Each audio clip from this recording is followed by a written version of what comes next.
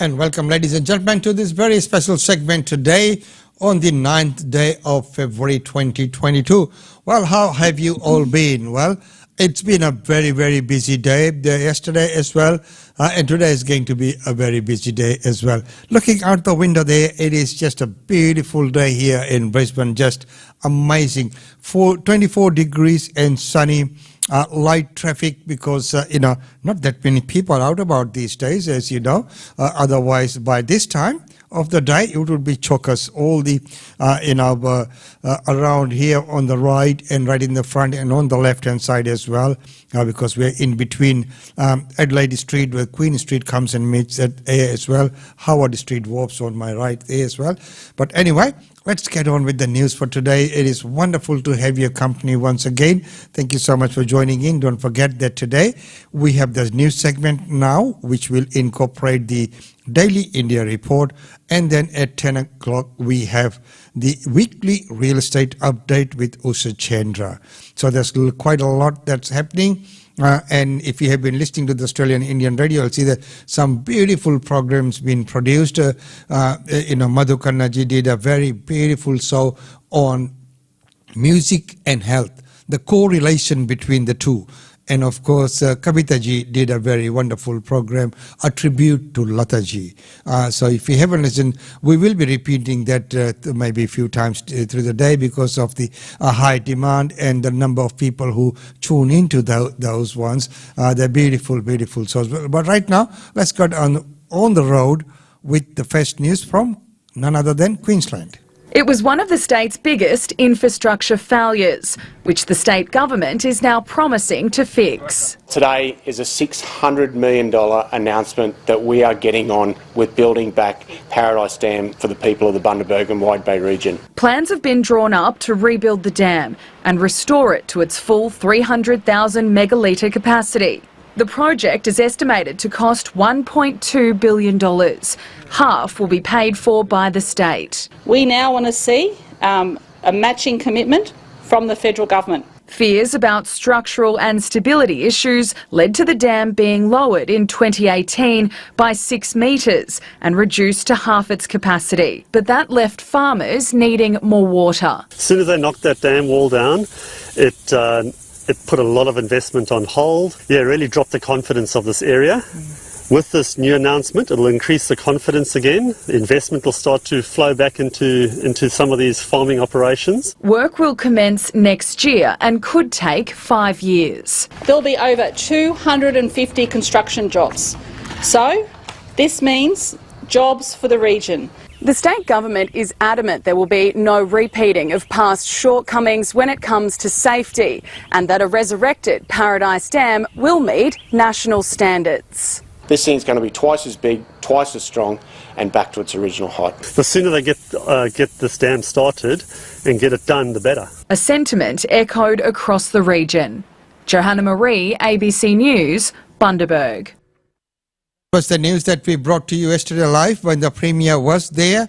Well, of course, staying in Queensland right now, what's going to happen with the isolation accommodation set up in Queensland boarding schools? Here's that news. She's packed and ready for senior year, but Elkie Robertson's pilgrimage to the school gate takes longer than most. For me, I live 7 hours away from here, so it was quite a long journey, and recently we've had a bit of rain around our district, so it was a bit of a muddy drive on the way in. The Year 12 student from Outback Muttaburra will spend 2022 boarding in Townsville. Friends reunited after a delayed start to term. I just can't wait to meet people again. Online, it's good, but it doesn't beat the in-person stuff. But students are facing the very real threat of a COVID outbreak in their boarding house. It does make me a little bit more worried about the future of how things are going to go this year. Unlike in the classroom, masks aren't mandatory inside dorms, which are considered home environments. And after a recent change in Queensland health advice, only students sleeping in beds adjacent to a positive COVID case will be deemed close contacts. It means that all of our boarders can come back knowing that they're not going to be thrown into quarantine every time we have someone who is symptomatic. At this Charters Towers school, arriving boarders have been met with mandatory COVID tests. Give it a good twist and do both nostrils, all right? Students will be symptom checked every day. We're not trying to eliminate it anymore. It's about suppression and management. It is concerning bringing kids back to boarding school, but it's their education at the end of the day. Keen to play a bit of cricket? Yeah. Amanda Murphy lives on a remote cattle station in the Northern Territory. If her kids get COVID, they'll have to stay on campus. It's a long way for me to drive back, 1,600 kilometres just to come back and pick one of my children up, and that's basically it's not an option. Schools have set up isolated accommodation to deal with sick boarders and close contacts on site in a testing start to the academic year. Lily Knopfling, ABC News, Townsville. Now, there is quite a challenge there about trying to keep that balance, being in the boarding school as well and remaining safe there as well. Well, the big news which came out of yesterday is that the Federal Parliament apologises to victims of sexual harassment and bullying culture. Well, elections are coming.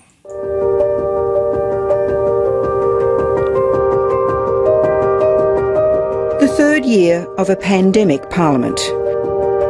Parliament House in Canberra was closed to the public today as MPs and senators returned for the first day of sittings on a sparse parliamentary calendar. The corridors and public spaces are empty. The parliamentarians remained socially distanced across the two chambers. The public galleries in the chambers were empty, except for 7 women. Today, on the first sitting day of 2022, we deliver this statement on behalf of the Parliamentary Cross-Party Leadership Task Force. We acknowledge the unacceptable history of workplace bullying, sexual harassment and sexual assault in Commonwealth parliamentary workplaces. This issue is of the greatest importance and the responsibility of all people who work in this place. Any bullying, sexual assault or sexual harassment is unacceptable and wrong. We say sorry. I am sorry. We are sorry. And I particularly want to acknowledge Ms. Brittany Higgins, whose experience and, more importantly, courage is the reason why we are all here today. And I want to thank her for that. You have torn through a silence that has acted as the life support system for the most odious of status quos. To describe your experiences is to relive them. I say to everyone who took part, that took a level of courage that you should never have needed to show. But you did, and we thank you for it. Parliament House should be the safest workplace in the country. Unfortunately, it isn't, and most certainly in the past it wasn't. Mr. Speaker, men have failed. 5 men standing up to acknowledge a terrible truth about a culture too many have been prepared to look past for too long. Some of the women who had in different ways been victims of that culture and who spoke out to change it, former staffers Brittany Higgins, Rochelle Miller, Josie Coles and Chelsea Potter were there. Chanel Contos, who had led a push last year for young Australian women to share their stories of sexual assault, was there as a reminder that this culture is also, unfortunately, a broader one in our society. Well, what I would say is that... But our Parliament seems to have trouble dealing with many other issues. There's issues that we've got to deal with. People have different views on those issues. The Coalition Party Room continued to grapple with a proposed religious discrimination bill today, which, apart from an address of congratulations to Her Majesty the Queen, was the only significant business listed for the House of Representatives after the apology. But it is a very strange time in federal politics, given we are just months from an election with a conspicuously empty legislative agenda and the future of a federal anti-corruption commission under a cloud. About the only normal part of the parliamentary day today seemed to be question time. My question is to the Prime Minister. Since the beginning of the year, at least 622 aged care residents have died of COVID, more than double the number of deaths in the whole of last year. It's only the 8th of February. Will the Prime Minister admit responsibility for this crisis? Less than 10% of those who have passed away in residential aged care facilities may have died with COVID, Mr Speaker. Mr Speaker, some may wish to pretend that the pandemic and that COVID cannot have an impact to the most vulnerable in our communities. But, Mr Speaker, that would be naive and that would be misleading and that would be false. While the opposition continued to challenge the government's record on aged care, the coalition was ramping up its attacks on Anthony Albanese to 11. And the Leader of the Opposition has also, at a previous Labor conference, moved a motion in favour of death duties, Mr Speaker. Death duties! You're just lying. The Manager of Opposition on a point of order. On a point of order, Mr Speaker, the Treasurer has now gone to completely inventing things that are not true, going down a curious path. No wonder the member for Fenner has said the Albanese supporters were known as the Bolsheviks, Mr Speaker.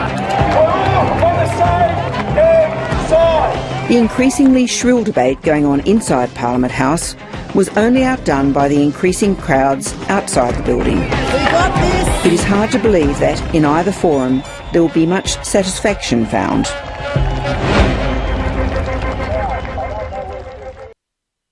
Well, that's the great report there on the State Parliament. So also in the Parliament, while we're there, the religious discrimination bill is back on board. Let's take a look at the proceedings. The Morrison government's capacity to pass its religious freedom bill is under question after Liberal MP Bridget Archer told the House of Representatives she wouldn't support it. Here's a little of her reasoning. The simple fact is that this bill would allow for discrimination to happen. And while I support the desire to employ religious school leaders or teachers who share that religious ethos, I don't think that anybody would want to do so if it might cause harm to others. I'm not prepared to stand by and see our state laws eroded to privilege one group over another. It's not okay to be cruel, offensive or humiliating just because you can say it with conviction or point to a religious text to back it up. I'm completely gobsmacked that the proposed religious discrimination bill is even being considered. I find it incomprehensible that this proposed bill will override all anti-discrimination legislation already in place. Laura Tingle joins me now from Canberra. Laura, what happens if Bridget Archer doesn't vote for the bill? It's still possible for the government to pass it, Lee, but there are a number of other MPs who've either reserved their position or are suggesting they're still negotiating. After Bridget Archer spoke late this afternoon, Dave Sharma got up, and while he hasn't said that he will cross the floor against the legislation, he's said that he does have reservations. Trent Zimmerman has said that he would also reserve his position. So it's very unclear, particularly with this suggestion that some of these moderate MPs are still trying to negotiate further changes with the Attorney-General, exactly where this is going to land in terms of the numbers on the coalition's own side. I remember Labor MP Chris Bowen raised after the last election people of faith and Labor needing to pay more attention to them. So what's Labor's position on this bill? Well, it is very tricky politically for Labor, as it is for the government, Lee, and so we don't know what Labor's position is, and they're saying today, well, you know, these bills have continued to be amended and we still have to consider it. There will presumably be further meetings of the shadow cabinet and caucus to discuss all of this, particularly obviously if there are some more amendments. But just before coming onto air, there's been a very powerful speech by frontbencher Stephen Jones, who's told a very tragic story about his own family where a gay nephew took his own life, and they farewelled him last week.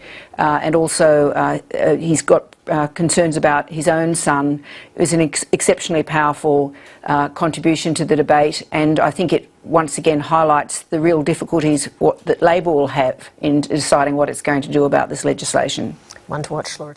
Well, it is quite a contentious issue, as we know, that Religious freedom is allowed in this country, which is quite good, but of course we should not be doing things which will intimidate others or forcing our ideas onto others. We do what we have to do in our community, in our language. That is fine, keep doing that, but no one should be discriminated because of their belief in a certain religion, a way in which they dress up, or a sexuality that they might be inclined towards. So all of that things are individual things, and they are okay with everyone. So everyone should be respected, and no one should be discriminated or judged upon that. But of course, when it comes to commentary and people saying things, this is what we've been working with Queensland government through the Queensland Coalition Committee, where we have been lobbying for the change in Religious Vilification Act. Queensland has a very, very old, outdated rules and definitions and things. Because of the changing nature and the changing demographic, it is time for that to change. So, I hope that common sense prevails and that the right outcome is made. So that, number one, everyone still retains their right to practice their religions. No one should be allowed to make hate speeches or anything or against any religion. No religion or no group should get a preference over others.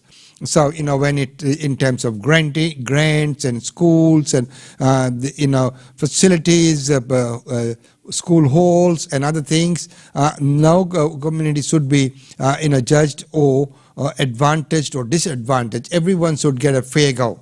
So everyone puts an application and they should be judged upon their own merit, not because they belong to a particular faith or group.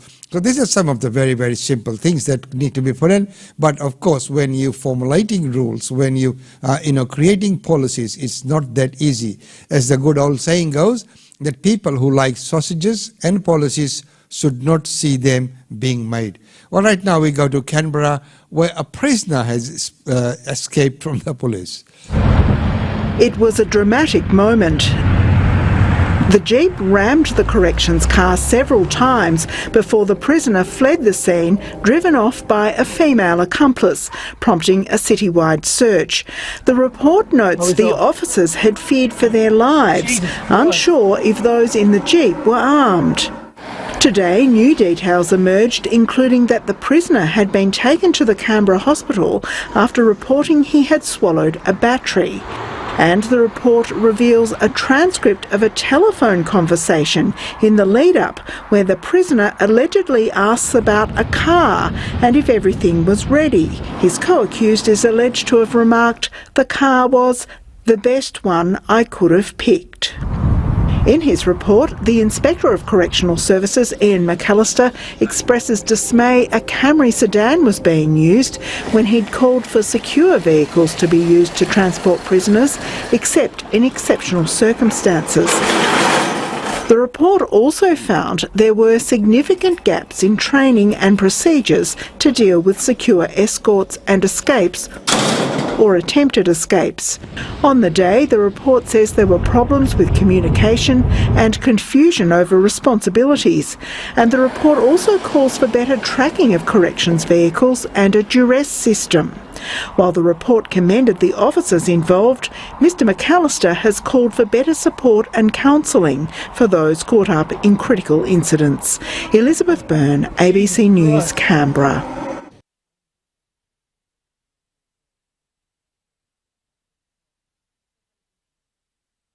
Only in Canberra did you see that car ramming up the Jeep ramming up onto the Camry. And now, why would police use a normal car rather than a protected car? As from that report, there has been some communication breakdown in there as well. So I think, and it always goes to say that the time that you slip or you change the rule or you don't follow it to the dots and the T's, something happens, as you can see from the... Well, right now, let's go to New South Wales, where the report labels New South Wales government grant scheme lacking integrity. As the grant scandal erupted in 2020, Gladys Berejiklian made this startling admission. The term pork barrelling is common parlance, and if that's the accusation made on this occasion, well then I'm happy to accept that commentary.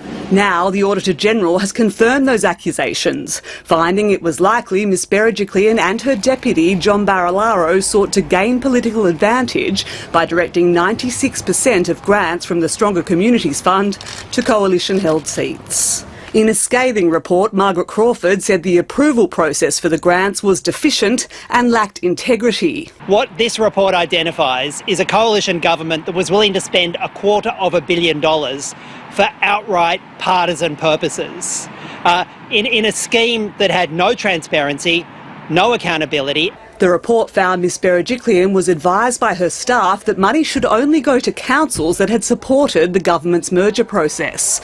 She and the Deputy Premier signed off on 22 projects, but their approval was never formally documented. Ms Crawford found the Office of Local Government then allocated the funds without questioning the decisions and with little or no information to justify them. This confirms all the worst fears that the public would have had about these schemes. In 2020, staff from Ms Berejiklian's office confirmed they'd physically shredded and deleted documents relating to the fund. Ms Berejiklian's successor has defended government grant schemes, but says he's read the Riot Act to his ministers to administer them properly. There is zero tolerance for pork barrelling. While the Premier insists the government's changed its ways, it was forced to defend itself today against fresh allegations of pork barrelling. This time over a $100 million grant scheme that divvies up gambling revenue.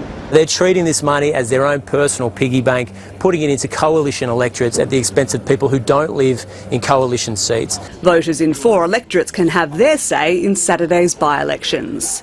And that would be interesting to see that by-election. And of course, when it comes to the grants, what I was saying before is that they should be gauged and distributed upon their own merits and not upon the councils or areas which have supported the coalition.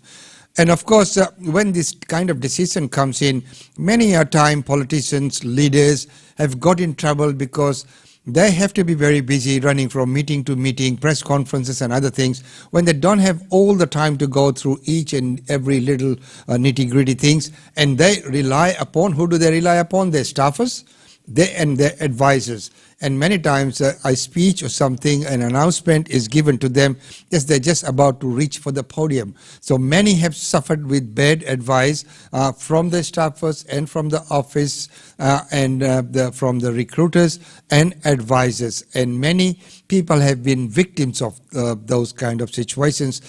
As the good old saying goes, that a king is only as good as his advisors or his ministers on the ministries. So, that is still true today. Well, right now it's time to go to our Daily India report. With that, let's welcome Himanshu. Welcome to the Daily India report that brings you glimpses of the changing India.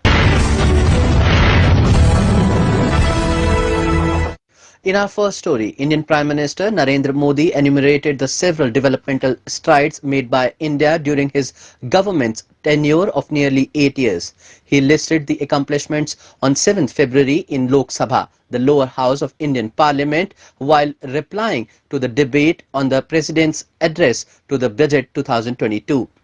Replying in the Lok Sabha to the debate on the motion of thanks to the President's address, Indian Prime Minister Narendra Modi on 7th February said India is being recognized as a global leader in the post-COVID era.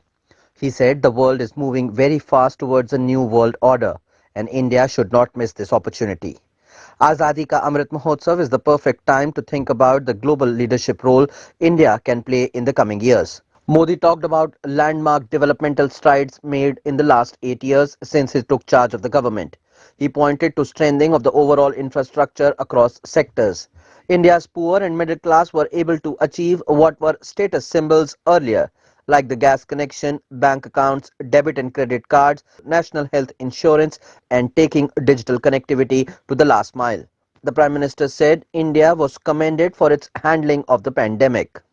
विश्व एक नए world order की तरफ, नई व्यवस्थाओं की तरफ बहुत तेजी से आगे बढ़ रहा है। एक ऐसा टर्निंग पॉइंट है कि हम लोग एक भारत के रूप में इस अवसर को गंवाना नहीं चाहिए। मेन टेबल पर भारत की आवाज भी बुलंद रहनी चाहिए। 2014 के पहले हमारे देश में सिर्फ 500 स्टार्टअप थे। जब अवसर दिया जाता है देश के नौजवानों को तो क्या परिणाम आता है?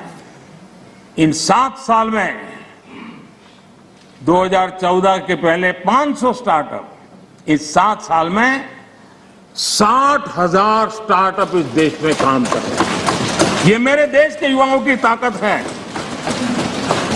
और उसमें यूनिकॉर्न बन रहे हैं और एक एक यूनिकॉर्न यानी हजारों करोड़ की उसकी वैल्यू तय हो जाती है। माननीय अध्यक्ष जी, और बहुत ही कम समय में भारत के यूनिकॉर्न सेंचुरी बनाने की दिशा में आगे बढ़ रहे हैं। ये बहुत बड़ा achievement.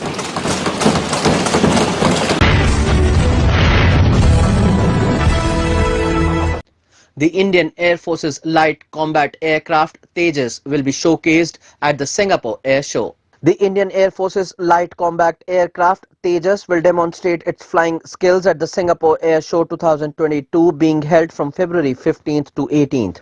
India is beginning to showcase its military prowess with a view to also sell defense technology.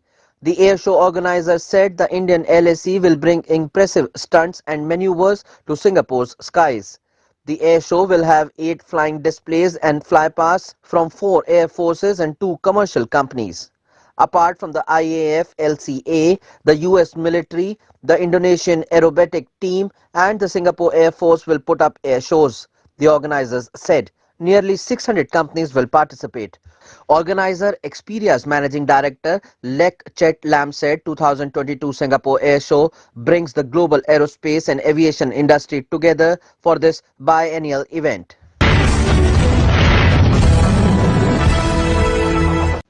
Recovering from the latest wave of COVID-19 and deeply hurt by the 2-year pandemic, Indian tourism and hospitality industry demands opening up of international borders, free tourist e-visas and immediate operation of commercial flights in full strength. The Federation of Association in Indian Tourism and Hospitality has urged the government to open up India's international borders to tourists and permit the operation of commercial flights in the full strength. It said the Ministry of Civil Aviation must take up the issue with the Ministry of Health for immediate opening up of international borders and resumption of full commercial flights with zero quarantine rules for fully vaccinated travellers across all Indian ports. It has also requested for extension of the free e-visas from the currently announced 5 million tourists. It has sought allotment of free visas between 2022 to 24 to all tourists till inbound travel recovers. The Federation represents at least 10 associations comprising the entire tourism, travel and hospitality industries of India. Ethiopian Airline used to operate about 35 to 36 flights a week from Africa to India, and now there are only 2 flights a week. With the result, 62 cities that Ethiopian Airline connects in Africa are having a lot of problems. The result is that more than 25,000 students are forced to come via different countries to India, resulting in huge expenses. Plus, this lack of connectivity with Africa is also affecting Indian exporters, Indian businessmen, Indian investors, and our connectivity with whole of Africa is getting suffered. Therefore, I appeal to the Government of India to please ensure that till the scheduled international flights start, at least for Africa, we should have at least 5,000 seats a week, so that there is connectivity and Indian exports and Indian businesses do not suffer. Medical tourism is a few trillion-dollar industry, and Africa is one of the biggest markets for India for getting world-class treatment. So these patients are forced to go to other countries. What I don't understand, in July 2018, our Honorable Prime Minister Narendra Modi ji, while addressing the Ugandan Parliament, said that Africa is a topmost priority. So if Africa is a topmost priority, then why is it that the largest airline of Africa is getting stepbrotherly treatment, and we are denied the seats compared to other Middle East carriers? The Drugs Controller General of India gives a nod to the Serum Institute of India's proposal to manufacture the COVID vaccine against the Omicron variant for the test analysis. The Drugs Controller General of India has approved the Serum Institute of India's proposal to manufacture a vaccine against the Omicron variant of coronavirus for examination, test and analysis. An approval order issued on February 4th stated that permission to manufacture SARS-CoV-2 RS protein recombinant spike protein nanoparticle vaccine for examination, test and analysis under the provisions of New Drugs and Clinical Trials Rules 2019 to manufacture the test batches of the drug/drugs mentioned therein. Director, Government and Regulatory Affairs at the SII, Prakash Kumar Singh, had stated in its application to the DCGI on January 6th that its Pune-based firm, in collaboration with Novavax Inc., is working on the development of a vaccine against Omicron. The Serum Institute of India has obtained permission and license to manufacture SARS-CoV-2 RS drug substances for examination, test and analysis. In the application, Prakash Kumar stated the new coronavirus variant Omicron has already been reported in more than 60 countries and is spreading very fast in our country. Serum Institute's CEO Adar Poonawalla says his company is working relentlessly on the development of SARS-CoV-2 RS protein recombinant spike nanoparticle vaccine. Poonawalla says the development of this vaccine shall be another example of the vaccine production strength of India.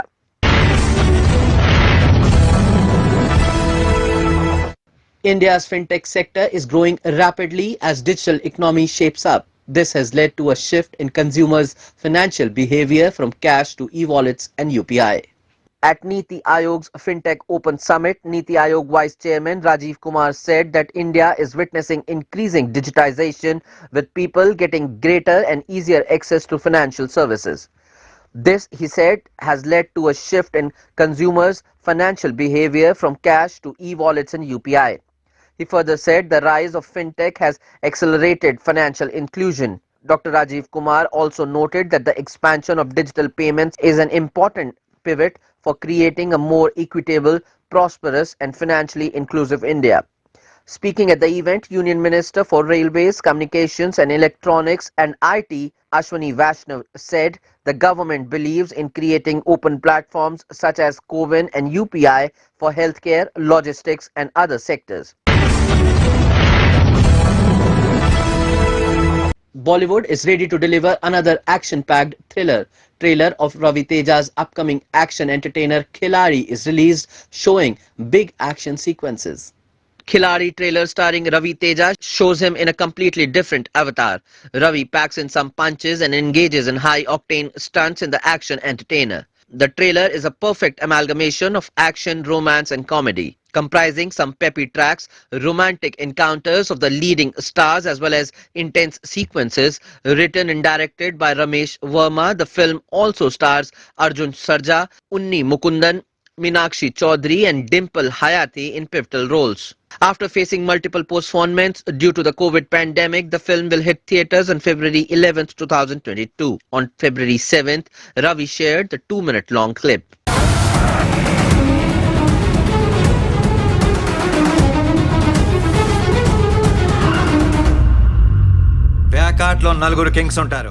That's all for this bulletin of Daily India Report.